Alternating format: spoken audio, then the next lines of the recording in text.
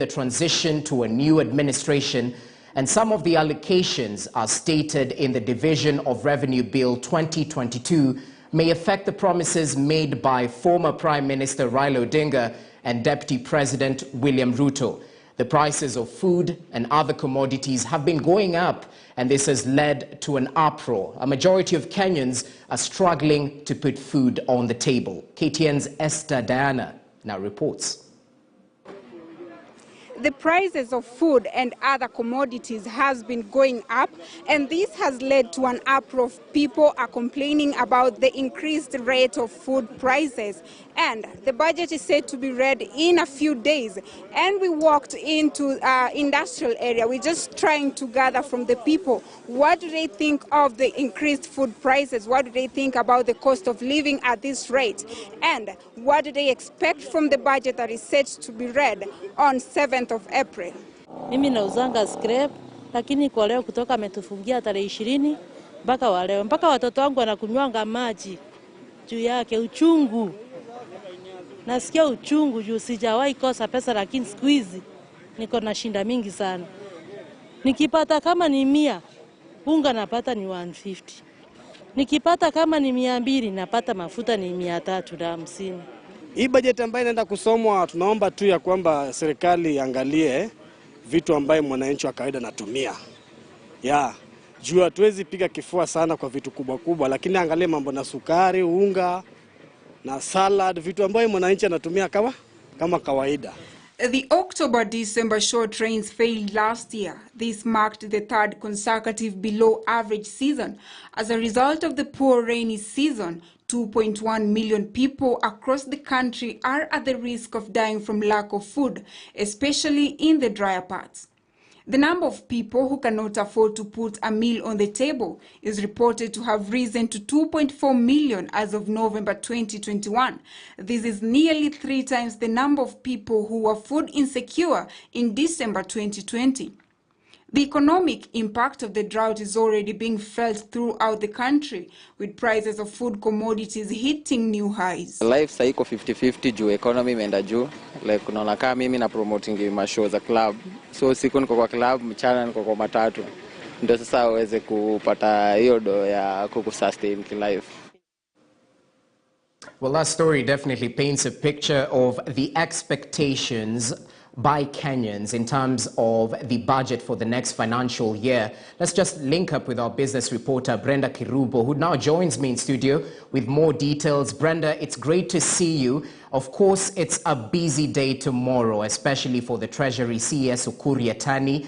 Once again, we're talking about the largest ever budget recorded in Kenya, 3.3 trillion Kenya shillings. But this will be coming in the backdrop of a couple of economic challenges the country is reeling in, even if we go back with the effects of the COVID-19 pandemic. Where would you place Kenyans' expectations? I mean, good afternoon, of course. It's such a grim picture, I should say so. But let's begin first with the man at the heart of all this. I mean, the CS Uhuru Yatani is trying to get a really tough balance into play, because you're talking about a pandemic that is already there, that has disrupted quite a number of supply chains in the world as well as here in Kenya. And at the same time, to add to the problem, we also have the factor of the Ukraine and the Russia war that is still ongoing, that has also disrupted goods and services supply across the world. And at the same time, we also have the elections in August. And we do know, based on history, the fact that elections do slow down business activity, in the country. So it's such a grim picture. And at the same time, we're having this CS who probably is giving his last budget. And there is a lot of expectations in terms of, will he be increasing taxes? Will he be introducing subsidies? Because like we said earlier in the package, consumers have to reduce the amount of food they are eating. They now have to work at least 2 jobs to make ends meet. So it's such a difficult environment looking into Kenya. Well, it's a tough balancing act, as you put it, because right now Kenyans are grappling with the high cost of living. And at the backdrop of this, it's a dicey situation because we have vote-hunting lawmakers who are set to debate on some of the issues that Uhuru Yatani will highlight on when it comes to the budget. Are we likely to see an increase in taxes? Just being realistic, because right now KRA's target in this financial year, I think it was 1.8 trillion Kenya shillings. With the budget going up, they'll expect Kenyans to tighten their belts in one way or the other. What should Kenyans expect when it comes to taxation? I mean, let's look at the taxman. Treasury has set a target in the next financial year of at least 2.4 trillion shillings. How about that, you know? And with that in mind, it has various options. So the first one could be to already tax the people who, you know, they're already in the tax bracket, so by increasing other taxes. The second one could be netting tax people who are not involved in the tax bracket. So we're talking about the informal sector, the digital economy. Those are the key people that they may find you know, attractive in this specific area.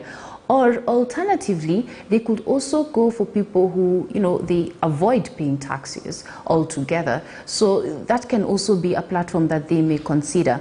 But at the same time, the other option could be to continue spurring economic activity. So the government is looking at expanding the economy, which means more jobs, and at the same time increased products and services in terms of output. So this in turn will increase the income tax as well as the value added tax. But let's face it, we are in an election year, and it's difficult because slowing down of business activity means employers are not going to hire even as they take a wait-and-see approach. Right. And at the same time, you know, products and services, if you're not producing more, then KRA does not have enough headroom to continue putting levies and taxes into it. So the only other option that Treasury is left with is to continue